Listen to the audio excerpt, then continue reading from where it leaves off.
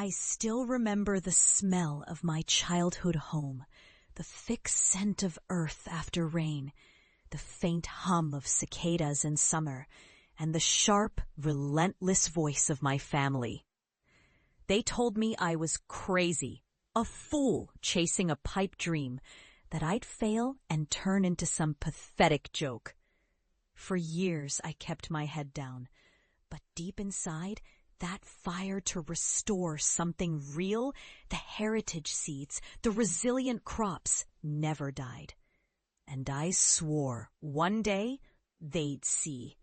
When I first announced my obsession with heritage seed preservation, the room erupted with laughter. My brother called it a waste of time. My mother shook her head, and my father just looked disappointed, as if I'd kicked dirt in his face. They told me I was an embarrassment, wanting to grow old chasing relics when I could be out there making money, fitting into the modern world. I'd been branded a fool, a dreamer who'd never amount to anything, but I couldn't stop. Deep in my bones, I knew I was onto something vital. They ridiculed me for years, calling my work irrelevant in a world obsessed with GMOs and mass production. My obsession with ancient grains, heirloom varieties, resilient crops, seen as archaic and pointless. But I didn't give up. I poured every ounce of myself into it. Despite the mockery, I built small seed banks across remote villages, reached farmers who believed in the old ways, and refused to be silenced. The journey was brutal. I was blacklisted by the industry after being wrongfully framed for a lab mishap, an injustice that sent my career spiraling into ruin. I lost everything, my job, my reputation, my confidence.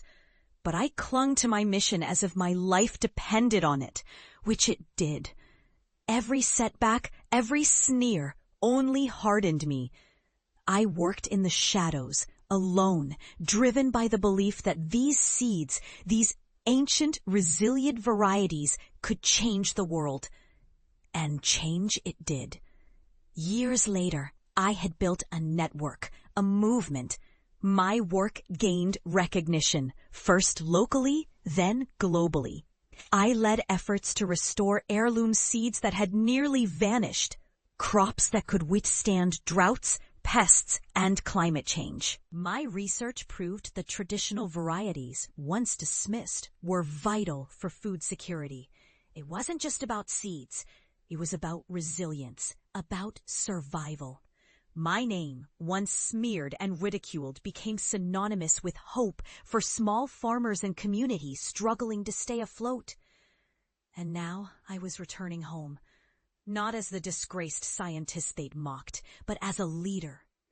The day I stepped onto my parents' farm, I felt a strange mixture of nostalgia and defiance. The fields had grown wild in places, but the land still held stories. I couldn't wait to show them what I'd built, what I'd become. They gathered at the porch as I drove in, eyes filled with suspicion and curiosity. My family didn't believe I'd ever succeed, but I knew I had. I had transformed barren landscapes into thriving ecosystems. I had taken tiny, nearly extinct seeds and planted them into the earth, nurturing life where despair had once reigned.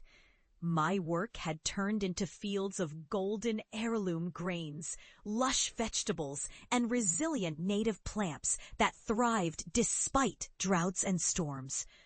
I gathered everyone around as I began to introduce my project. I showed them pictures, videos, stories of farmers in Africa, Asia, South America, places where my work had made tangible differences. I told them how I'd helped restore communities' food independence, how these seeds had become symbols of resilience in the face of climate chaos. The skepticism in their eyes started to shift, replaced by something else. Confusion, maybe even a flicker of respect. Then came the moment I had visualized for years. I led them to a patch of land I had converted from a neglected, cracked field into a vibrant, living testament to what I believed in. There, amid the weeds and wildflowers, stood plants, tall, strong, unmistakably ancient. They looked like relics of the past, yet they thrived, more robust than the genetically engineered crods they had mocked me for pursuing. I turned to face my family, my voice steady but emotional. This is what I've dedicated my life to. These seeds, our ancestors' gifts, are not irrelevant. They're the future, and they're resilient because we didn't forget the old ways. We fought to keep them alive, even when everyone told us it was pointless.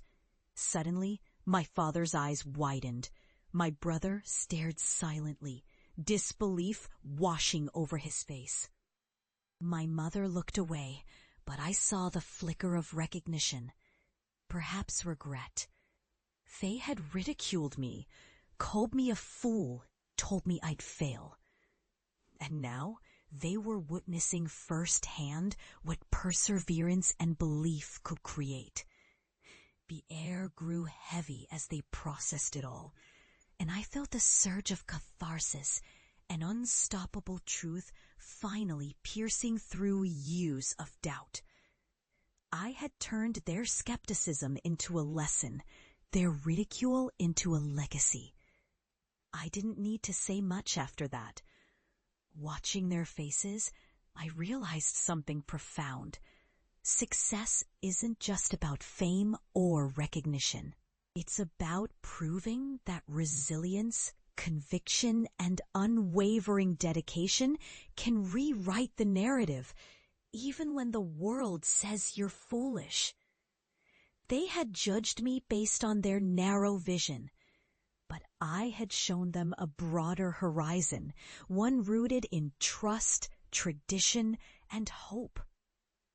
As I stood there, surrounded by the thriving fields I'd cultivated from nearly forgotten seeds, I felt lighter than I had in years.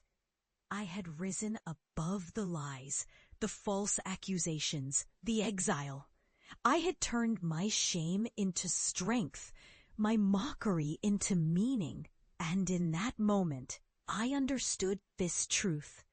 Sometimes it's the ones who are dismissed, who are mocked for their dreams, who carry the greatest power to transform the world.